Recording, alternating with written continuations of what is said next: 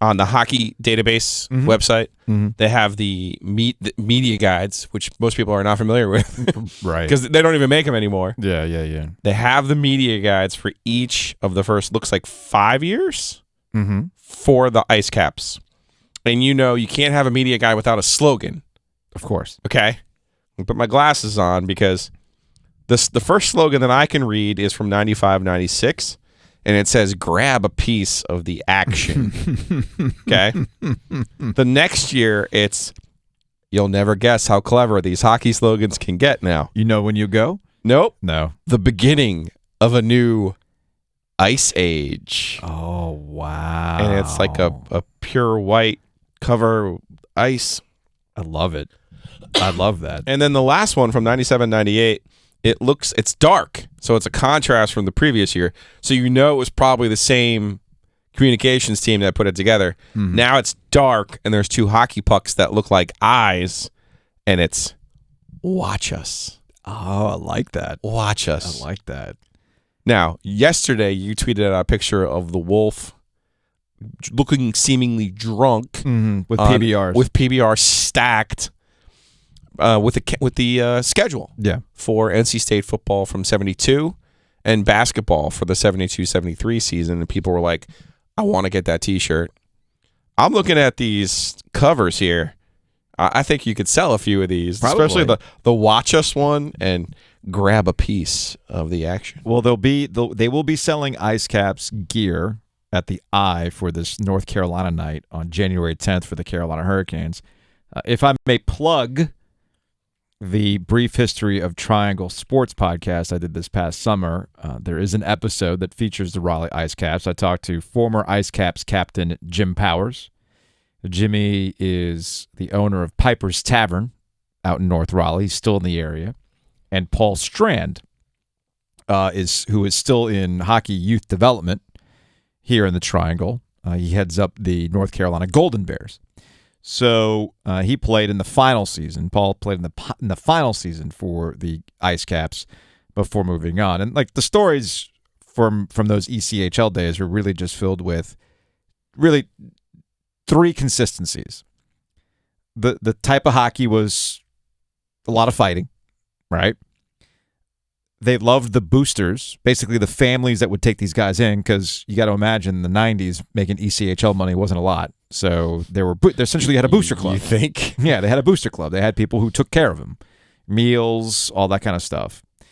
And then the other part of it is how sticking around here and the kind of the community around the Ice Caps got these guys to stick around. And that's a consistency I've noticed with a lot of hockey players. They come here, whether it was through the Ice Caps or they played with the Hurricanes, and they tend to stick around. So that's always good to see. Do you like the Dallas Stars vintage jersey? Yeah. That one? Yeah. Or do you like the one with the Capitol building in the logo? See, I like the older one, which was the Capitol building in the logo. I like that one. I like the Capitol building too. And I believe that's what the Hurricanes are going to be wearing. I'll see if I can get that one up here. Yeah, I'm pretty sure that is what the Hurricanes are going to be wearing for the thing. Yeah, that's the one I want. If you're watching on TV or whatever, I want the one with the actual Capitol, the original logo, Ice Caps on it.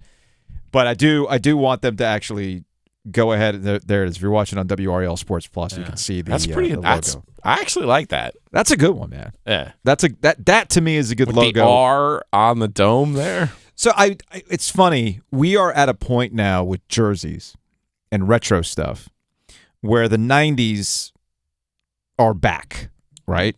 On a variety of levels. So I was down in Tampa for my brother's wedding in November.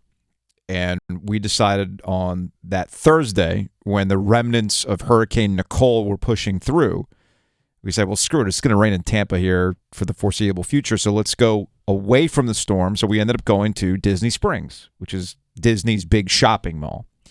And right now, Disney's in the throes of their 50th anniversary celebration. And every so often, they'll break out old gear from their previous anniversaries. They did the 10th. They're now entering the 20th anniversary gear from the 90s. And let me tell you, man, Some stuff does not need to come back from the 90s. All right? Just does not. But it's big with the kids because my 14-year-old saw some sweatpants with like the really gaudy 90s Disney font, and he's like, I must have these. They're selling this stuff in the Eye, too. Now, there's a difference in the 90s. This is not me knocking the Eye. They do a great job. I buy stuff there all the time.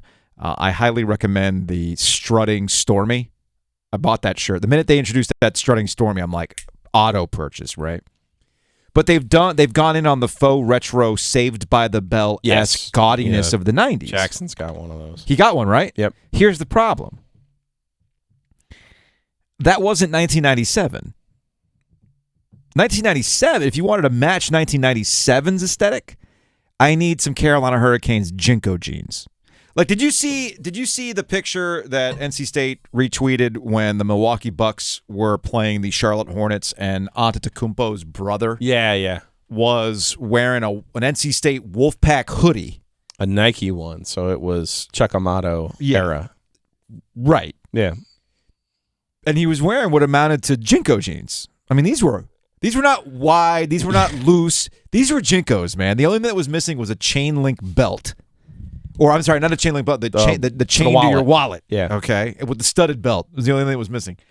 When I saw Antetokounmpo in that outfit, I was flashing back to 1997 Bregal registration for freshman orientation. Big Bad Wolf getting in line. Yeah. Oh, jeez. Headed up to the 5-0 after that? So, anyway, I don't know how to feel about this. I just feel old. Because 2022 has really been a year for you and me that it's been not just like signaled, not just hinted at. It's been in your face that your youth is now safe and retro. And it started with the Super Bowl. Because when you got Dr. Dre and Snoop and Eminem and 50 Cent to come out and do a Super Bowl halftime show, where we're not that far removed from the controversy of Justin Timberlake and Janet Jackson. Are you sure we're not that far removed?